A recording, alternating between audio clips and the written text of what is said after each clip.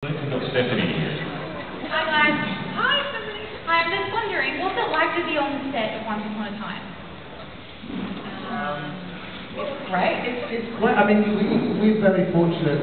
George and I obviously worked with the show at the beginning, so those guys started the show off and it became a big giant hit, and it's a bit intimidating when you join a show that's got a huge following around the world. But the cast and the crew, as George just said earlier, are so warm and they're so welcoming. And they're Canadians, so super friendly. Very friendly, and they have a great ability to put you at ease. As George said, if you're playing Elsa or you're playing Robin Hood, they're characters that are far bigger than us, and so it's a little daunting. And what you really need is a warm cast and crew that will put you at ease and make you feel relaxed and allow you to do your best. Jennifer Morrison bought me fish and chips on my first day. Fish and chips from the stadium. She saved my hunger with fish. In answer to your question, it's a really lovely environment, and it's a very friendly, warm environment, and anybody that wants to come on the show, I think, seems to have a great experience. The big green screen, the first time you were on the green screen, did you get nauseous? Because so a lot of the stuff is filmed in this huge, like a studio twice as big as this room, twice as high, green screen, and the floor's bright green and the walls, and I'd never been in one that big, and because everything's the same colour from the floor to the ceiling, your eyes got kind of nothing to... There's no depth perception. No it's depth like being a perception. giant fish bowl. Yeah, so I felt a bit ill slightly. And also, one of the things that I guess, I don't want to speak for both of us, but one of the things as an actor you take for granted is when you film a scene, there's often scenery, there's often walls, and maybe not a ceiling because we have lights and stuff, but you take for granted that having a wall lets you know not to walk through it. My first day, I'm carrying a very big long bow and arrow, and I kept turning around, and then the special effects guys were like, "Sean, you just walked through a wall there." How amazing! I walked through a library, and I was like, "Yeah, I did." No, that's a bad thing. It's a magical show, but people don't walk through walls, especially not Robin Hood. So you're not Terminator, you're Robin Hood.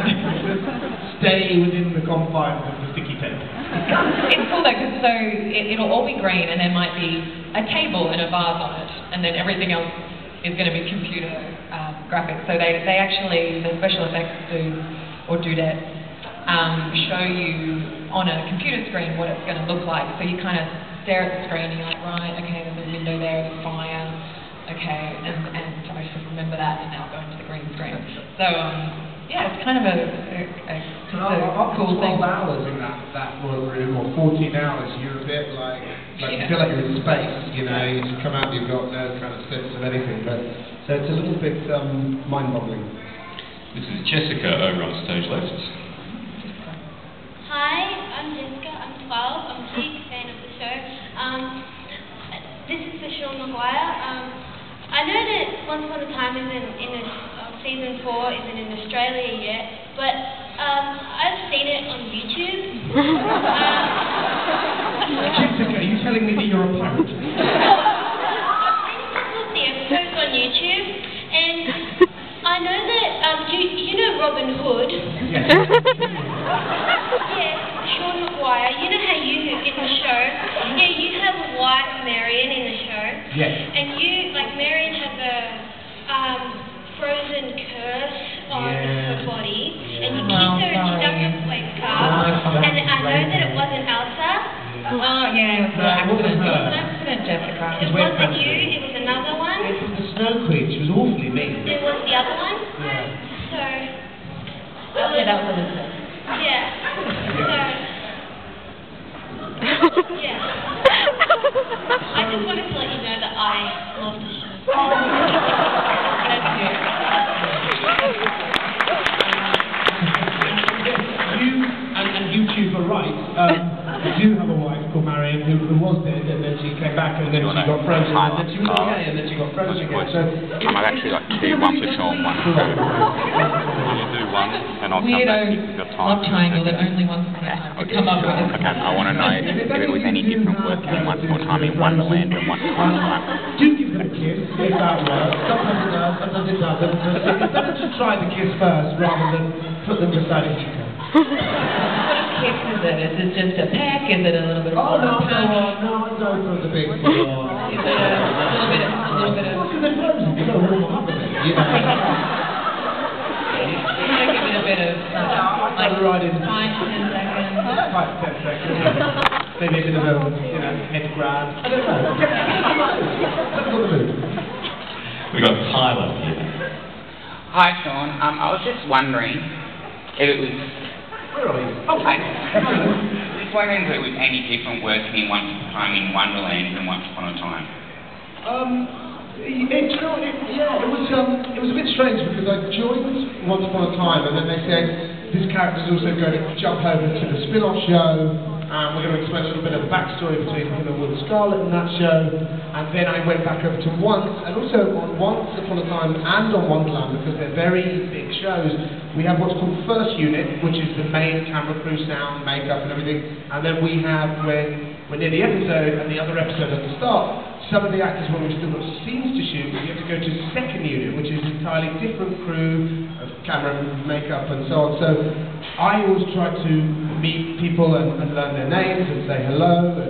And every time I came to set, it was an entirely different group of people.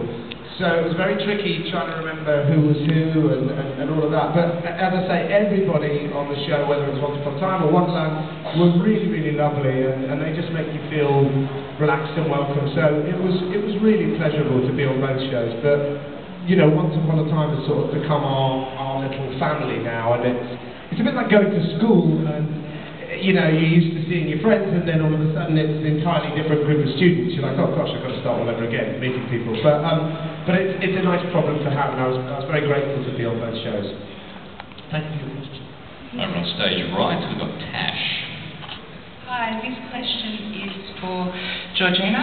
I was just wondering what it was like working with the Fringe cast, Anna, John and Joshua, but also Henry, Ian, Cusack. Oh, yes. Any other fringy people? Woo! Yay!